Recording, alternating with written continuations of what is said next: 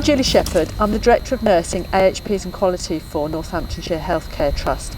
I was a carer for my mum who sadly died, and I did access both our services and other health services and social care services in the county. And I'm Hugh Jones. Many of you will know me as being the manager of I Want Great Care, but I've also taken on the role of carer ambassador as well to improve the involvement and support available to carers, including our own staff. I am at the moment a carer for my mother-in-law who's got very advanced vascular dementia. I am the main supporter for my brother who has autism and lives in Essex, in independent living but phones every day with some crisis.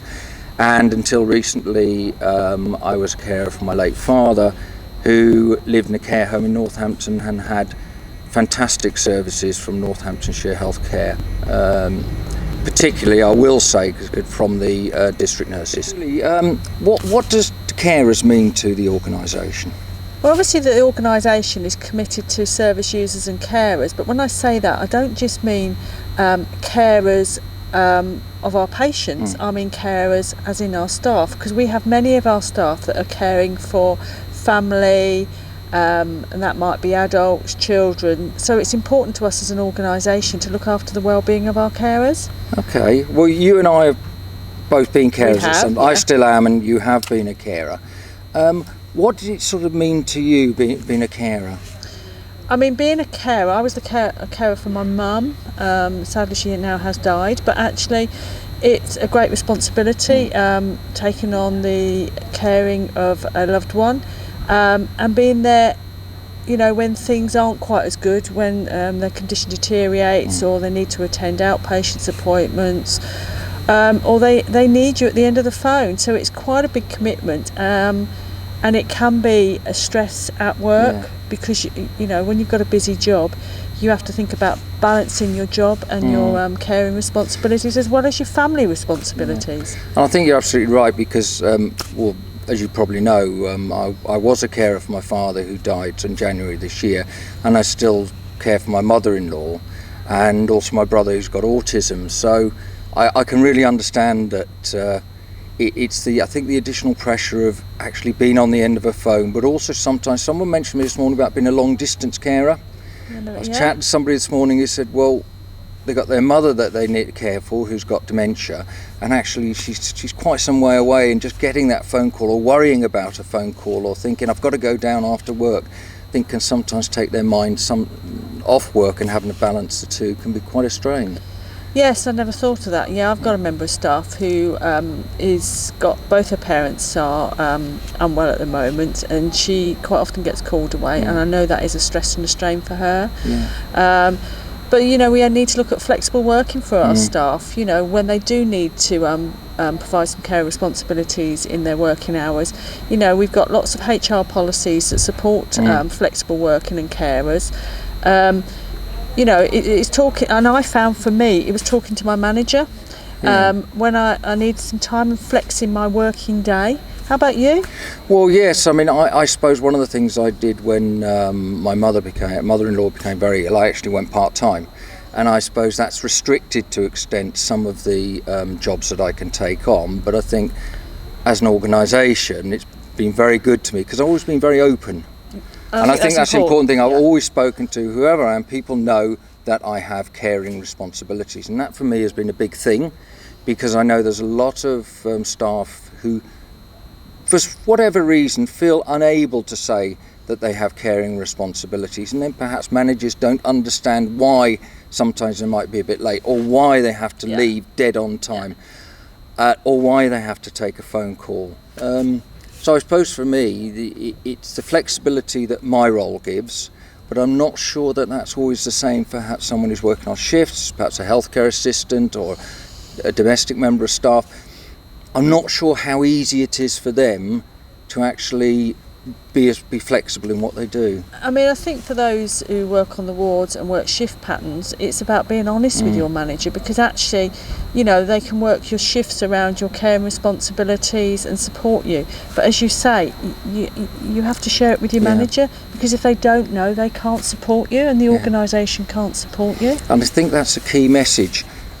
So overall, I suppose it's about, if we recognise that people are carers and we can support them, we know, and all the evidence that's there actually from organisations that do this, and I know from that we are one of those organisations, that it helps to retain carers, but it also helps to get the best out of staff and allow them to sort of reach their potential. Yes. Really. Yeah, I fully agree with you.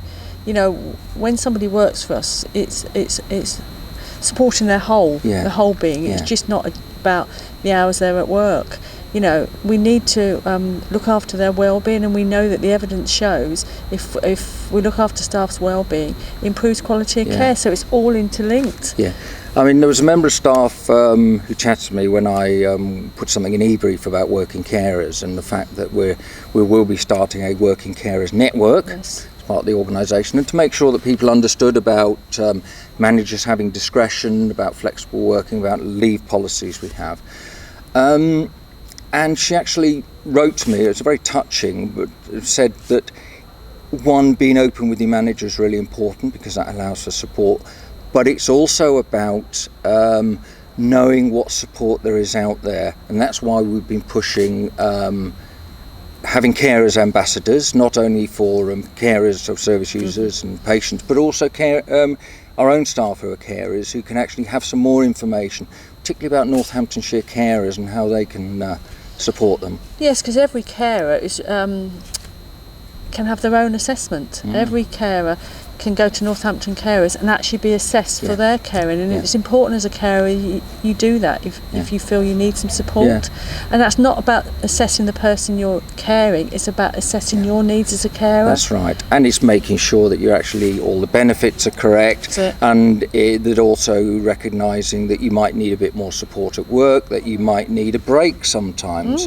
You might just need short-term sitting service to look after someone. To give you time to go, just to have a break, or to go to special meetings, or to assist you with appointments. And Northamptonshire Carers can support with that. And remember, we've also got Ocky Health. Yes. Ocky Health play a role in this. Are they involved in your network or anything you're doing? Yes, they are. It's quite good. One of the things happening is that Northamptonshire Carers they have a project which is really good about recognising or making sure that organisations recognise the importance of supporting working carers. And actually tomorrow, Angela will be getting or taking an accreditation award for our support for working carers. But HR as a team, including occupational health, are going to spend quite a bit of time with Northamptonshire Carers to actually find out what is available, and to make sure that Northamptonshire Carers understand what it's like to work in Northamptonshire Healthcare Trust as well. Can staff access information on the staff room? Yes, they can. The information, there are links to Northamptonshire Carers on the staff room. Obviously there are links to occupational health as well. And if they want to know what Northamptonshire Carers do, basically just search for Northamptonshire Carers on the internet, and everything is there.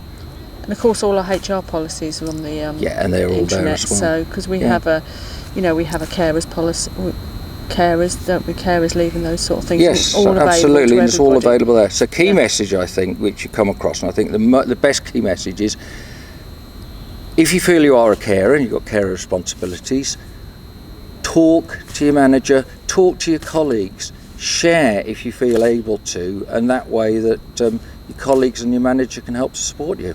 I fully agree with that. Yeah.